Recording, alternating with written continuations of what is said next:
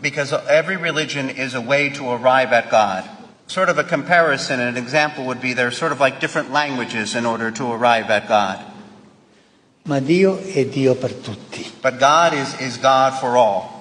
Pope Francis kicking off the most ambitious trip of his pontificate with Indonesia, the world's most populous Muslim-majority country, where his message centered on how different religions can coexist. The Pope stopping by the largest mosque in Southeast Asia. And if God is God for all, then we're all sons and daughters of God. Ma il mio Dio è più importante del tuo. But my God is more important than your God. È vero quello? Is that true? C'è un solo Dio lì. There's only one God, and each of us is a language, so to speak, in order to arrive at God. Qualcuno Muslim, Indi, qualcuno cristiano, Indo, ma Christian. sono diversi cammini. There are different paths.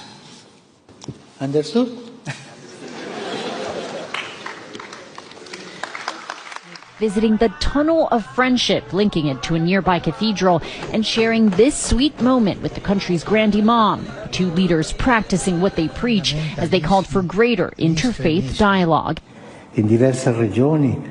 In various regions, we see the emergence of violent conflicts, he said, which are often the result of a lack of mutual respect. A very important moral voice, Professor Chan, in today's volatile world. Dr. Hedges, perhaps we can bring you into the conversation as well. You know, Pope Francis came with a message of hope, and interreligious harmony has been a key theme throughout his tour. I think it's important to stress that this interreligious dialogue is not just a feature of the Pope's visit here in Southeast Asia.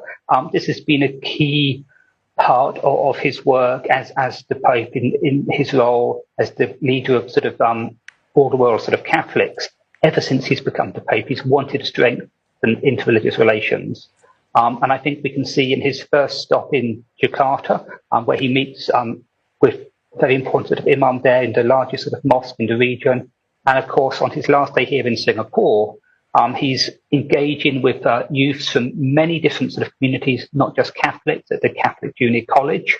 So sort of, if you like, interreligious dialogue starts and ends his entire tour. So he is, in fact, a world leader and someone that one should listen to. I was quite struck, for instance, in his January address, I saw that he said he was concerned with escalating crisis in the world, and that he was concerned that World War III seemed to be fought piecemeal with so many conflicts growing. So that startled me a bit. We want peace for the world, especially for the poor.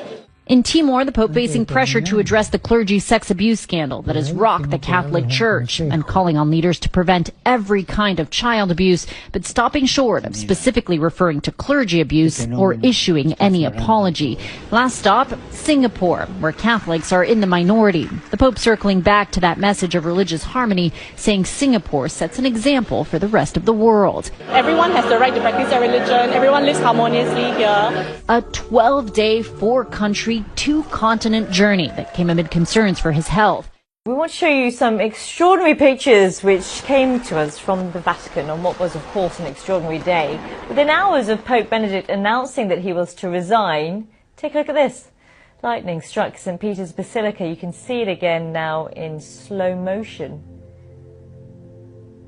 Extraordinary. It happened just before 6 o'clock in the evening, local time.